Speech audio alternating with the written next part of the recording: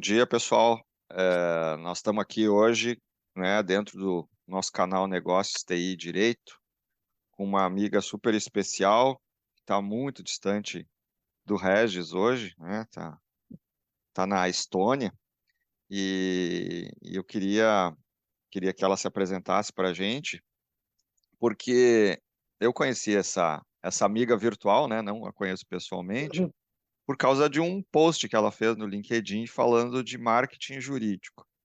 E quando ela escreveu lá dizendo, olha, senhor advogado, se você quiser se vender para os seus clientes, não escreva para os seus colegas, escreva para os seus clientes na linguagem deles. Que é, na verdade, o que eu sempre pensei, né, e sempre recitei aqui. Mas quando alguém escreve e coloca isso num post, primeiro eu achei corajoso, que falar para advogados nesse tom nunca é fácil. E segundo, né, porque ela já tem uma carreira nisso, também é advogada. Então, aqui está Ruth Santos, né, uma brasileira morando na Estônia. Por favor, Ruth, se apresenta aí para os nossos ouvintes hoje. Olá, bom dia, Regis, bom dia a todos. Boa tarde, talvez quando forem ouvir já seja boa noite, então é Exato. bom dia, boa tarde, boa noite, então assim, né? A gente deixa aí, onde quer que você esteja tendo um bom dia, né? Eu sou a Ruth Santos, eu sou uma brasileira morando fora já há quase 9 anos, esse ano vai fazer 9 anos. Morei primeiro 7 anos em Portugal, já digo por quê, e agora eu estou na Estônia. Eu sou advogada, mestre e doutora em Direito. Eu sou advogada no Brasil e advogada também em Portugal, advogada licenciada lá em Portugal. E agora eu morei em Portugal durante 7 anos para fazer o meu doutorado em Direito Internacional e Europeu. E no meio de tudo isso, no meio da pandemia em 2020, na verdade, não é que eu fiz uma transição de carreira completa. Eu mudei da área estritamente jurídica para uma área de marketing, para a área de estratégia de negócio, porque, na verdade, eu já tinha um trabalho de negócio lá em Portugal, que era trazer alunos para Portugal para fazer cursos de extensão, e também trabalhava na consultoria de imigração. Então, eu já era uma empreendedora digital, ainda quando ninguém era. Eu já trabalhava digital desde 2017, que eu trabalho com digital. E quando deu a pandemia, que eu não fazia mais consultoria de imigração, não tinha mais como levar brasileiros para Portugal para fazer cursos lá. Bom, minha empresa surge, a Data UX, provavelmente Data X, provavelmente quem estuda na área de proteção de dados já fez algum curso com a gente. E a gente começa a trabalhar muito na parte digital, de cursos e aulas online, e a gente vai aprendendo. Eu sou essa pessoa do negócio, eu sou realmente essa pessoa que gosta da parte do negócio. Para você crescer o negócio, você precisa de marketing. Então, hoje eu trabalho como estrategista digital. Eu não me coloco como uma marqueteira, por assim dizer, porque eu entendo mais o negócio, a marca e o marketing como parte integrante, né? Então, eu sou uma estrategista digital, uma advogada, então eu junto as duas coisas. Eu trago a minha experiência em direito, não apenas sendo bacharel, mas mestre e doutora na parte do direito, então eu entendo ali os 3 níveis. Sou advogada, então em 2 países diferentes, e trago a estratégia, a minha experiência, que eu já trabalhei também na área como estrategista na área de cassinos aqui na Estônia e de criptomoedas. Então, eu trago todas essas experiências para compor uma estratégia digital para quem é da área jurídica. Que legal, Ruth. É fantástico te ouvir, assim, ver a tua experiência internacional e juntando essa área de marketing e direito, que deve ser uma coisa muito, muito legal. Mas deixa eu te perguntar uma coisa. É, Vamos aterrissar aqui no Brasil. Vamos fazer de conta que os nossos ouvintes aqui são todos brasileiros, ou, obviamente, advogados de língua portuguesa. É, Como é que um advogado hoje pode começar a sua estratégia de mídia digital ou promover a sua marca pessoal hoje num mercado que é extremamente concorrido? Que dicas tu daria assim, para ele se destacar no meio da multidão? Então, eu concordo que o direito é um mercado saturado, mas eu acho que é um mercado saturado para quem quer o fácil, para quem quer aquela coisa rápida, simples, e enfim, a gente sempre fala, né? Muita gente não faz o feijão com arroz bem feito. Se você faz um feijão com arroz bem feito, você já começa ali a se destacar. Se você faz um feijão com arroz, bota um ovinho ali, poxa, que legal. Né? Então, acho que o primeiro erro dos advogados em si é falar assim, ok, vou separar aqui pelo jovem e daqueles que são mais resistentes à rede social. Os jovens, assim, né, entendem que entrou na rede social, vai conseguir tudo, é fácil, é simples, basta colocar um post ali e tá tudo certo, né? E a gente entende, eu entendo que não é assim. Um post, a gente tem que começar a entender o negócio. E quando eu falo de negócio, é porque muito dos advogados não se enxergam ou não enxergam o escritório como uma empresa. E eu acho que esse é o primeiro erro. Então, a primeira dica é enxergar o seu negócio, o seu escritório, como de fato uma empresa. E o que essa empresa precisa para se destacar no mercado? O que essa empresa. Então, assim, primeiro definir os seus objetivos de negócio. Quais são os objetivos de negócio que você tem a curto, médio e longo prazo? A curto prazo, eu quero um escritório digital, eu quero que ele seja, não quero um escritório físico, eu quero que meus clientes sejam de consultoria, porque eu não quero contencioso, né? Então, estou definindo ali o que eu quero. E em curto prazo, eu quero ter o meu site no ar, a minha rede social funcionando, tudo certinho. A médio prazo, eu quero que clientes venham para mim do digital, do trabalho que eu faço no digital. E a longo prazo eu quero que daqui 5 anos eu esteja numa posição XYZ com tantos clientes assim, assim, assado. Então, a gente tem que colocar aí realmente objetivos de negócio. Se a gente começa uma estratégia digital sem entender qual que é o objetivo de negócio, muito dificilmente você consegue executar essa estratégia. E dificilmente o marketing vai comunicar essa estratégia. Então, você primeiro precisa definir seus objetivos de negócio. Feito isso, o que você quer passar com o seu negócio, com a sua marca? Qual é o sentimento que você quer gerar com a sua marca, com o seu escritório? O que você quer que os seus clientes sintam ao ir ao seu escritório, né?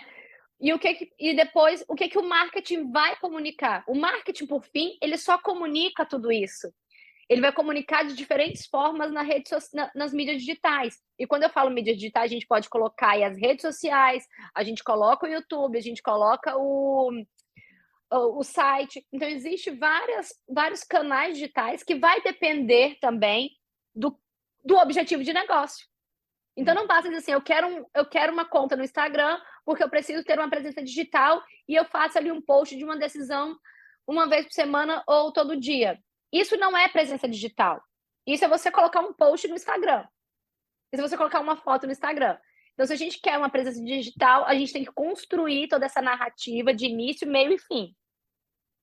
E isso, de certa forma, Ruth, está me dizendo que tu tem que estar presente em praticamente todas as redes sociais conhecidas, com uma estratégia bem definida, e tu tem que definir alguma especialização específica, um tema específico, isso atrai mais, ou o advogado hoje ele pode ser generalista. Eu te explico por quê, tá? Eu vejo muitos colegas que daqui a pouco eles colocam posts na linha que tu está trazendo, querendo atrair clientes e vender a sua imagem, o seu nome. Um dia ele fala de direito trabalhista, no outro dia ele fala de direito previdenciário, no outro dia ele fala de direito de família, e no outro dia ele fala de direito de proteção de dados. Aí, a tua visão, isso vende? Isso melhora a imagem? Traz uma reputação melhor, atrai clientes? Esse é o marketing que se espera do advogado do século XXI? Então, sobre a primeira questão que você falou, assim, tem que estar em todas as redes sociais. Não necessariamente. E aí, por que eu te digo não necessariamente? Porque não é... Vai depender do seu objetivo. Onde você quer chegar? Qual é o cliente que eu quero conversar? Eu quero conversar com pais e crianças porque eu sou uma advogada de família e de direito da criança. Onde que eu tenho que estar? No TikTok. É ali que a minha comunicação vai fluir. O advogado ele tem que estar onde o cliente dele está. Eu quero falar com pessoas quero ter maior alcance, eu quero, enfim, eu vou para o Instagram. Eu quero falar de previdenciário, né? Eu vou estar ali no Instagram. Eu quero ter uma comunicação um pouco mais formal, um pouco mais séria. Eu quero falar mais com donos de empresa, com profissionais de maior nível. Eu vou estar onde? No LinkedIn. Eu não quero aparecer de jeito nenhum, porque não é a minha característica. Eu monto um site. Então, aí você quer montar uma estratégia multicanal, aí é diferente. Então, multicanal você utiliza todos. Tudo depende do objetivo de negócio que você pretende desenvolver. Então, o primeiro ponto é esse, não é que ele tem que estar em todos os lugares, em todas as redes. Segundo ponto, fala de tudo. Bom, quem fala de tudo não fala de nada. Vamos ser honestos. Claro que você pode ter um escritório que tem áreas diferentes, né? Tem área de família, tem área de tributário, tem área... Você vai montar uma estratégia em que essas áreas sejam abordadas de formas diferentes por profissionais especialistas daquela área. Agora, se você é um advogado solo, por assim dizer, empreendedor, né? Eu presa, né? É você, enquanto empresa, você tem que definir o nicho. Quanto mais nichado, isso eu até falei numa mentoria essa semana passada, na verdade. Quanto mais nichado você está, quanto mais sucesso você faz em uma área, você é reconhecido em uma área, você tem o direito de transitar para outra área. Quando eu digo você tem o direito de transitar para outra área, é porque as pessoas sabem, poxa, o Regis é um cara que sabe da área de proteção de dados, eu reconheço ele como autoridade, eu acho que o trabalho dele é incrível. Se o Regis for para a área de tributário, ele vai entregar a mesma coisa que ele entrega na área de proteção de dados, ele não vai fazer diferente. Né? Então, antes da gente querer abraçar o mundo, isso meu pai sempre fala para mim, não queira abraçar o mundo com as pernas, né? E eu lembrava disso, não entendia por que ele me falava isso, olha, não queira abraçar o mundo com as pernas. Hoje, na minha visão de negócio, eu entendo. Eu poderia, e aí eu vou dar o meu exemplo, eu poderia fazer estratégia digital para qualquer área. Sou uma estrategista digital. E tem várias pessoas que não fecham a área, mas eu escolhi a área do direito. Porque eu acho que eu tenho um diferencial, que é ser da área do direito, e outro, eu quero ter sucesso nessa área para depois assim, olha, eu tenho sucesso nessa área, eu sou reconhecida como tal nessa área e posso agora pegar a área de contabilidade, ou a área de direito médico, ou da área médica, que tem várias regulamentações também, assim como o direito. Então, eu poderia fazer isso. Então, eu recomendo que você seja bom em uma coisa para depois ter a liberdade de furar essa bolha e ir para outra coisa. Tá, e aí vamos lá pela motivação de eu te procurar para a gente fazer esse podcast, tá? Tu faz um post dizendo sobre a linguagem que os advogados se utilizam nas redes sociais ou a forma como eles se expressam numa linguagem para advogados. E eu reparo nisso, e foi isso que me chamou a atenção, e eu sou um grande crítico e até solidário exatamente ao teu post, de ver, por exemplo, um monte de advogados que se reúnem para falar para eles, quando o objetivo, no fundo, é que ele apareça para conquistar mais clientes, mas isso eles não dizem, né, explicitamente. Mas eles usam uma linguagem tão tergiversada que o cliente, ou ele ganha o cliente por vamos dizer assim, por notório saber, porque ele falou tão difícil que o cliente então diz, esse cara deve saber muito, ou ele afasta os clientes. Como é que tu vê, quais são os principais cacoetes, erros que os advogados cometem na hora de se exporem para o seu público? Aí é que tá, eu acho que o direito acabou criando, e aí eu falo porque eu também sou advogada, então assim, a gente acaba criando essa separação do advogado com o cliente, né? Quando na verdade a gente deveria ser próximo. Então, acaba que o advogado ele está distante do cliente, e aí eu sempre falo que o maior erro da advocacia hoje é a ausência do usuário no centro. Geralmente o usuário não é colocado no centro, né? E aí eu gosto muito de dar um exemplo de um advogado que trabalhou numa empresa de design dos Estados Unidos, lá da Califórnia, a Ideal, e ele falava assim que o linguajar, a forma que o desenho do escritório, sala de reunião, decoração, tudo é feito para afastar o cliente. Porque ele chega, você tem aquela mesa de reunião longa, escura, e o cliente já se sente, dependendo do cliente, ele já se sente recuado, e enfim. E aí eu falo, você imagina que você trabalha na área de família, você atende divórcio, o ambiente tem que ser acolhedor. O ambiente ele tem que ter ali uma sala para uma criança, porque a mãe pode ter que ir lá com a criança, né? Então tem que trazer esse acolhimento. Então tem áreas do direito que a gente tem que trabalhar com acolhimento. Então, o primeiro problema que eu acho é não colocar o cliente como centro de tudo. Ele é o centro. É dele que parte, é para ele que a gente encontra soluções. Os advogados são solucionadores de problemas natos. E por serem solucionadores de problemas natos, casa muito com o design thinking. Porque o design thinking vai resolver problemas complexos. E a gente está o tempo inteiro resolvendo problemas complexos, mas com o usuário no centro. Né? O design ele vai ali no centro. E eu acho que esse é o erro do advogado, e isso reflete na postura, na comunicação, na forma de escrever. Se você passear pelo Instagram, e eu gosto de fazer isso, né, você vai ver o Instagram de vários escritórios grandes de advocacia que eu sei que tem um departamento de marketing, eu sei que tem uma comunicação, mas que não refletem em absoluto o que o usuário precisa. Sei lá, decisão sobre créditos de carbono foi feita XYZ, né, de tal forma. Então, assim, você coloca uma coisa muito técnica ali, você está falando diretamente para quem é da área do direito, que entende aquele linguajar, ou você está falando para um cliente que já é seu, que já entende aquilo ali. Se eu busco ter uma autoridade, não ter uma autoridade, ter um reconhecimento, né, ou fazer com que pessoas me conheçam e entrem em contato comigo para falar comigo sobre determinado assunto, eu tenho que tocar na ferida dele. Eu tenho que falar qual é o problema dele. Por que ele está sofrendo daquela forma? Então, a gente tem que falar do problema e a gente é a solução do problema. O advogado vai ser a solução. A gente não está dizendo aqui que ele vai prometer causa-ganha, porque isso não pode, isso não existe. Ninguém promete nada. Mas você sabe como resolver o problema. Você tem instrumentos, conhecimentos e formas de resolver o problema.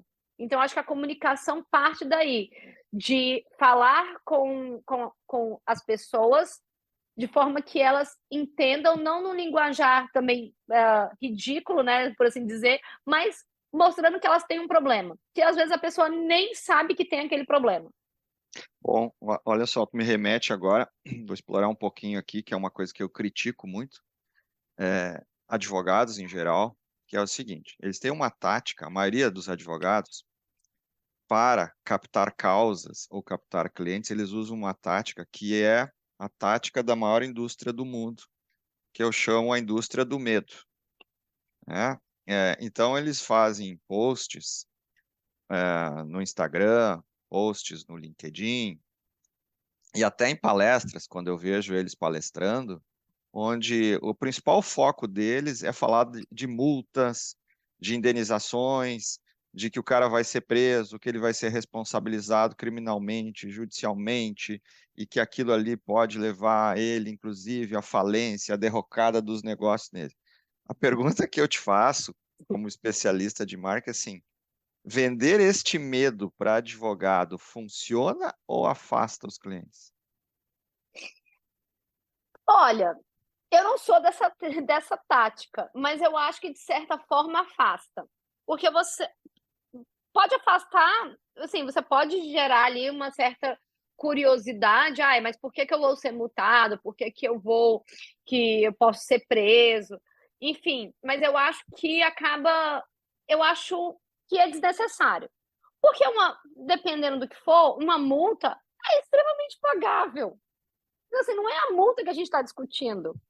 Não é a falência que a gente está discutindo, né? Então, assim, eu acho que aí falta visão. Nesse caso, eu acho que falta uma visão estratégica de como comunicar que o meu serviço precisa ser contratado. Né? Então, assim, o que eu quero dizer é, eu presto um serviço, mas através do resultado da ausência desse meu serviço, ele é preso, ou ele tem que pagar a multa. Quando eu tenho que, na verdade, dizer, olha, você tem esse cenário, você tem que fazer A, B, C e D.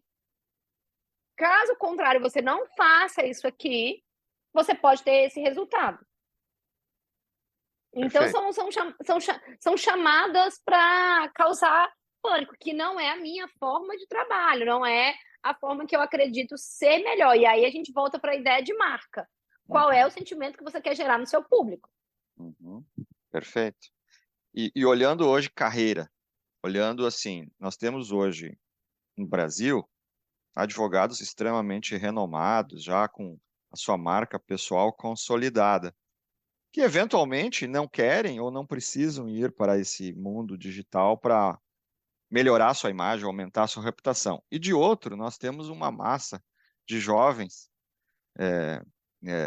egressos hoje das faculdades de direito brigando por um espaço, né? E aí utilizando exatamente a lógica do digital para achar esse espaço. Como é que esse mundo dos jovens versus renomados advogados convive nesse mundo digital? Esse espaço ele se torna igual no mundo digital, ele equilibra as forças, mesmo por um jovem, versus um advogado renovado, ou para o renomado, o digital fortalece ainda mais, ou pode comprometer, quer dizer, tem risco para o jovem, como é que ele deve entrar nesse mercado? Então, vamos lá primeiro para a parte dos advogados já renomados, com carteira de cliente fidelizada, onde o offline dele funciona muito bem, e isso é uma das coisas que eu mais escuto. Eu tenho vários amigos que são advogados já mais para essa área dos renomados, enfim. Falam assim, mas eu não preciso do digital. E aí é que eu acho que eu concordo que ele já tem uma carteira de clientes fechada, ele já tem uma certa autoridade no digital, mas o digital não é só para atrair clientes. Esse é um primeiro erro e uma primeira visão limitada que eu acho que as pessoas têm. O digital, o posicionamento nas redes sociais não é só para você faturar, não é só para você ganhar dinheiro, é para você construir uma marca. Você constrói e você coloca uma marca ali. Se fosse assim, a Apple não precisava de estar no Instagram, a Microsoft não precisaria, porque elas já são mais do que consolidadas no mercado. Porém, as redes sociais é uma forma de se conectar com o cliente, de estar presente com o cliente. Por mais que esse advogado renomado, com uma carreira fortalecida, enfim, fale que eu tenho meus clientes, eu não preciso mais disso, é importante que ele se adapte ao mundo moderno, porque a gente não está no mundo das cavernas, se adapte ao mundo moderno, e isso traz outras coisas, porque o objetivo, lembra que eu falei lá na primeira parte, depende de qual é o seu objetivo. Esse escritório pode querer, primeira coisa, captar talentos, né? Então eu trago para o meu Instagram, para minhas redes sociais, para o LinkedIn, que seja, como o meu escritório trabalha, como eu valorizo meus funcionários, como os advogados têm um plano de carreira dentro do escritório. Eu quero trazer bons talentos para o meu escritório. Eu quero ter uma posição internacional. Eu quero que o meu escritório tenha uma posição internacional, porque só que o nacional, para mim, eu já peguei tudo aqui, né? Então, a gente quer... Então, depende dos objetivos. E aí, quando a gente parte para o jovem, o jovem tem uma vantagem que o outro não tem, né? Que é não ter medo de botar a cara, de falar, de fazer várias coisas que eu não concordo, ali que eu acho que o advogado ele tem que ter assim uma imagem a ser zelada, não pelo código de ética, mas sim pela carreira que ele exerce. E aí também depende da forma de comunicação. Então, o jovem acaba se destacando muito mais nas redes sociais do que esse advogado renomado. Então, acaba que os clientes que ele tem, pode até sair desse escritório grande, porque ele tem um atendimento melhor, ele tem uma noção de experiência do cliente, ele tem um atendimento mais personalizado, e várias vezes eu já escutei de clientes que saíram de escritórios grandes, porque não tinha atenção que esperava que tivesse. Vão pelo nome, obviamente, pela autoridade do advogado, mas internamente no escritório não tem um atendimento que deseja. Então, você pega um advogado jovem, que tem ali, está cheio de energia para dar, e coloca isso ali e entrega tudo, entrega uma experiência, entrega tudo. O erro do jovem, qual que é o erro do jovem hoje? Acreditar que o digital é a única solução. Quando eu falo que a gente tem que unir o offline com o online, é mais do que necessário. Tudo que você faz no offline vai refletir no seu online. Não existe um sem outro, principalmente para uma carreira jurídica, para a área jurídica. A gente tem que trabalhar muito bem o nosso offline, as pessoas com quem a gente conversa, os contatos que a gente faz, participar de eventos, estar presente. Então, um offline bem feito, bem construído, ele transforma um online muito melhor, ele traz um online muito melhor. Você ficar só no online, talvez você tenha algumas deficiências. E talvez aí esse advogado renomado que vai para almoço, vai para café, eu sempre falo para as pessoas, tomem café, chamem outras pessoas para tomar café. E é sempre num cafezinho que rola uma parceria, rola um trabalho em conjunto. Até mesmo aqui nós, né, muito embora eu estivesse ali no digital, nós trocamos uma conversa presencial, tá aqui, nós estamos falando, nós conversamos. Se eu não tivesse deixado ali, tá, beleza, não quero conversar, teria passado. Então, a gente precisa sustentar esse bastidor do digital para que o digital funcione bem. Perfeito, perfeito, bem bacana. E como é que a Ruth ajuda hoje advogados que queiram criar a sua identidade única, a sua mensagem, a sua marca pessoal nesse mundo, assim? Como é que seria esse processo de conexão, de aculturamento que tu leva a pessoa a criar uma nova visão, uma nova marca, claro, sustentado pelo offline, como tu disse. Como é que começaria essa conexão com a Ruth, por exemplo? Bom, a primeira coisa que eu entendo, e aí eu falo nas minhas consultorias e mentorias que eu faço, é que às vezes a maioria dessas pessoas que me procuram, elas não entendem o negócio, não entendem o que quer oferecer. Por quê? Porque o empreendedor, aquela pessoa que começa, e essa também sou eu, fui assim, a gente começa a atender, a resolver problemas, porque alguém pediu, porque houve uma necessidade ali. Então a gente começa sem planejamento nenhum. E aí e eu sei que isso acontece em bastante áreas, a pessoa tem uma demanda, e aí, nossa, ideia genial, porque eu tive 3, 4, 5 demandas, nossa, isso aqui vai estourar, vai explodir. E aí, conforme o tempo passa, né, esse trabalho ele não vai evoluindo. Seja porque não tem uma visão de negócio, tá tudo bem, porque a gente não aprende no curso de Direito como empreender, né? Seja por uma má gestão, seja porque eu não entendo realmente do meu negócio. Então, a primeira coisa que eu faço é entender o negócio da pessoa. O que você quer vender?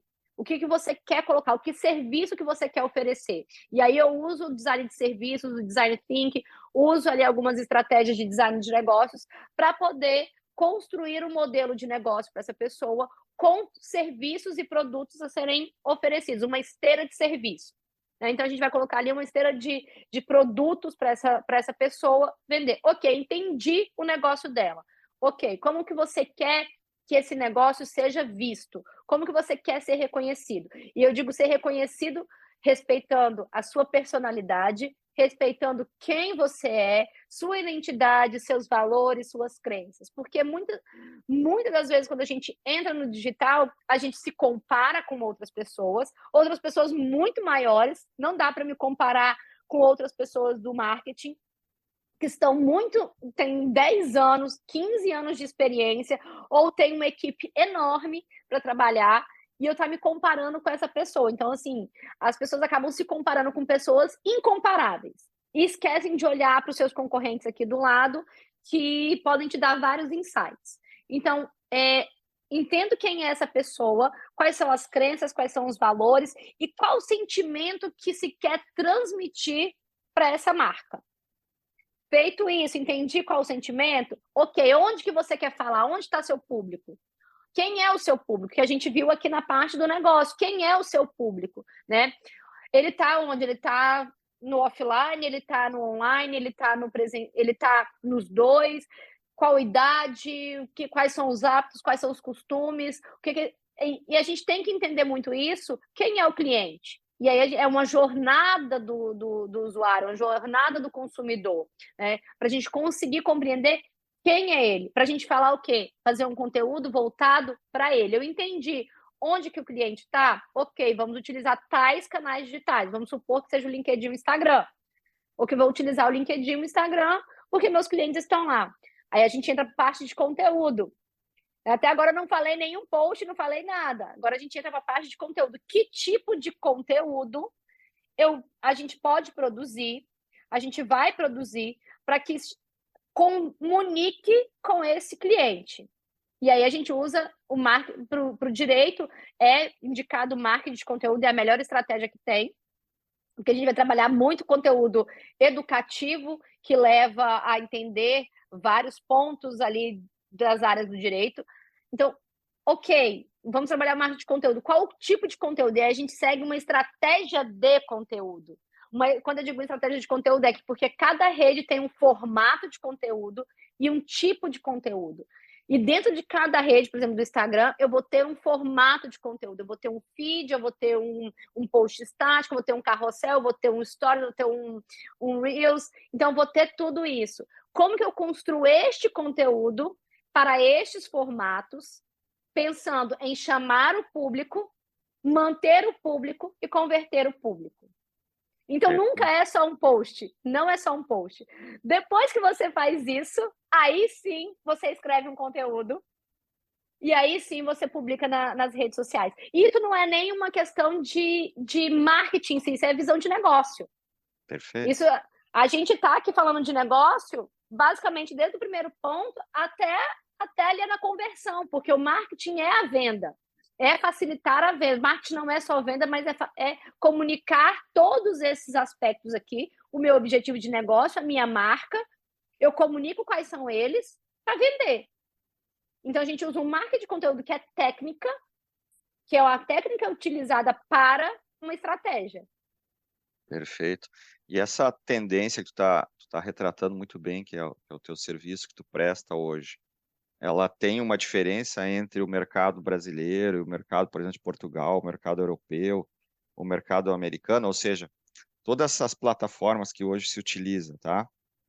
Para essa jornada do cliente, ela tem uma diferenciação de um público que consome mais no Brasil, por exemplo, um determinado tipo de conteúdo em relação à Europa, ou não? Ou os conteúdos, eles são os mesmos baseado na tua especialização Não.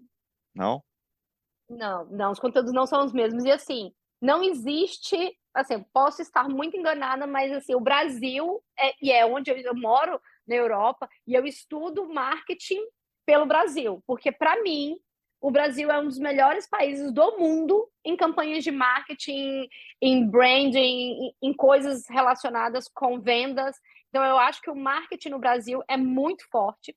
A questão do uso de rede social, o Brasil só perde para os Estados Unidos.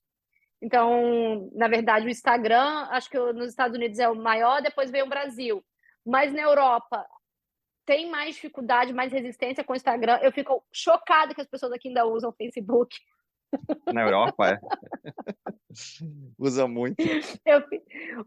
Mas eu acho que uma unanimidade é o TikTok. Acho que em todos os países, hoje em dia, o TikTok, então, é uma rede social que deve-se ficar atenta, né? A gente tem que ficar atenta ao que acontece, às tendências, ao que vem por aí, mas não quer dizer que você tenha que usar o TikTok porque todo mundo está usando. Isso é importante a gente pontuar. Se o TikTok confronta aquilo que os valores da sua marca, né? Não dá para usar o TikTok. Aí eu vou falar aqui pela parte de proteção de dados. Eu sei que o TikTok tem vários problemas de proteção de dados, de privacidade. Então, um advogado que trabalha na área de privacidade e está no TikTok, então, assim, ele está batendo de frente, está ali confrontando, né, o que ele defende. Então, quando a gente faz uma marca, a gente tem que ter muito cuidado até com o canal que a gente vai escolher comunicar.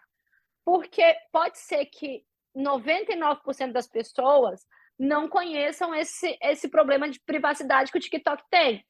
Mas aquele 1% de cliente que sabe, você deixa de ganhar aquele 1% de cliente que tem uma noção a mais. Assim, o advogado fala de privacidade, mas está usando o TikTok? Pera lá. É igual, enfim, o advogado que defende o meio ambiente, mas está cortando uma árvore. Perfeito. As contradições, né? Exatamente. Perfeito.